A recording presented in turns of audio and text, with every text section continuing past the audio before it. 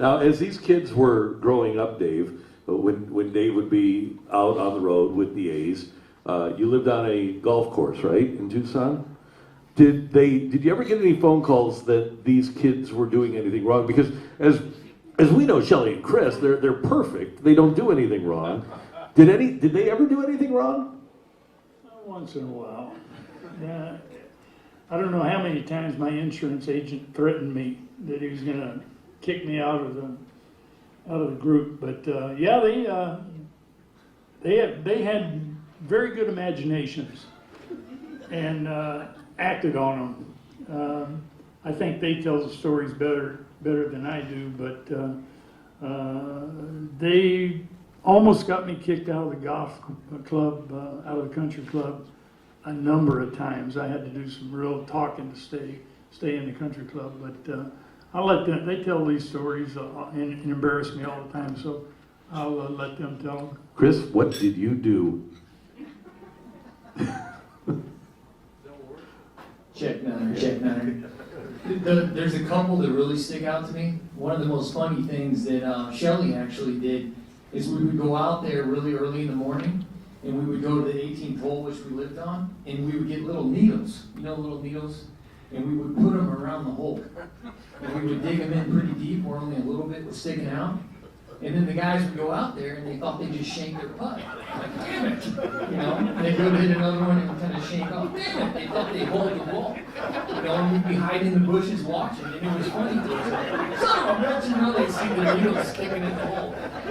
That was one that was, we had multiple pranks, but that was one that was always really funny. And then the other one is when we were hiding in the bathroom on the 6th hole.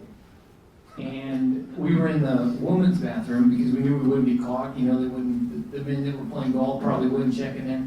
And Shelly got up on top of the toilet, and there was like a little window, and he shot the guy with a BB gun, a pellet gun, right in his ass when he was teeing off.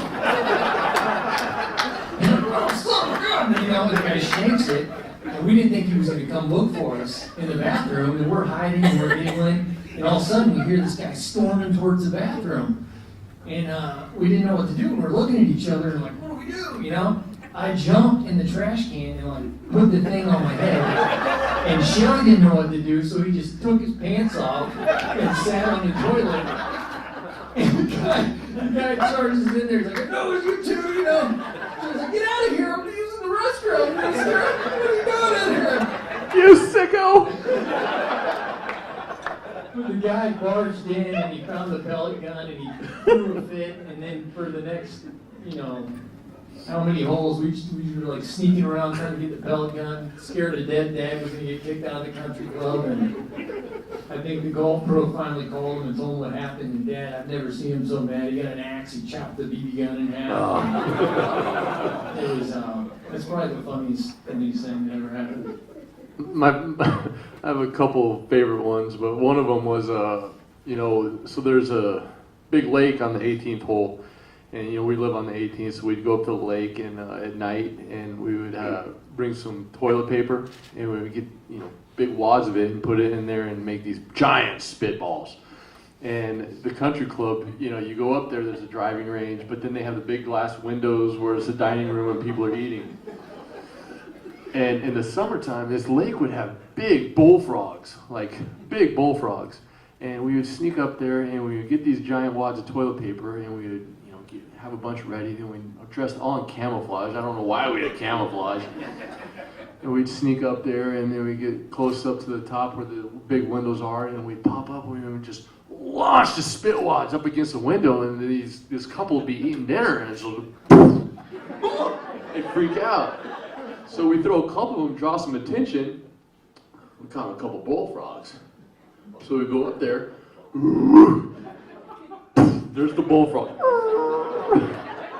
Scaring the crap out of these old people. Talk about getting some joy when you're little kids running around the golf course in camouflage. You have police with their spotlights looking for the Duncans. Yeah, we're doing everything we can. It was We launched some water balloons at the people teeing off too, so there's no doubt in my mind the 18th hole at Oro Valley Country Club is probably the toughest hole. number one handicap, 18. So, Dave, did you kind of laugh when you got these phone calls? I know you were ticked off, but it's pretty funny stuff. Well, fortunately for me, unfortunately for Janine, my wife, they pulled all this stuff most of the time when I wasn't there. And she had to deal with it a lot more than I did. And, it wasn't pleasant for her, but it didn't stop them. And was there one where one of you pretended to be dead by a street or something like that? What was that one?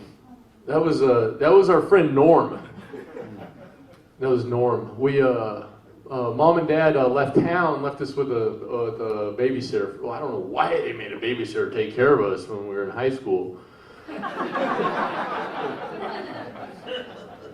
But we decided to bring our art skills out, and we created a dummy, and we named him Norm. We got us a bunch of Oakland A's sweaters and batting gloves, and got a pair of jeans, and we stuffed him up with newspaper really tight.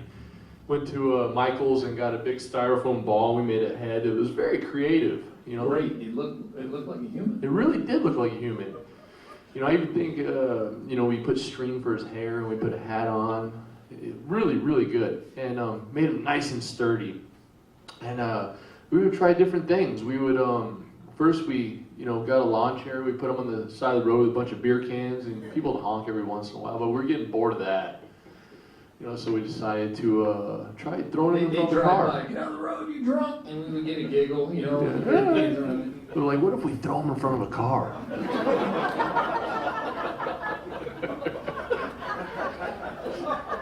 So we tried it out.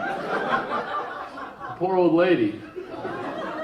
So boom, Norm gets hit, comes over, the lady stops, runs out of her car, starts pounding on the door, screaming. Person answers the door, it's inaudible, we were hiding in the bushes across the street in Florida. She's like, ah! We didn't know what to do, so we hurry up and grabbed Norm and took him to the house. But we wanted to see what was gonna happen. So we hurried up and we hid in the bushes, and in less than 5 minutes, police, ambulance, fire truck, it's all there looking for Norm. And unfortunately, the police knew the Duncans were nearby. And they came knocking on the door asking us about it, and the babysitter sold us out real quick. Classic stuff.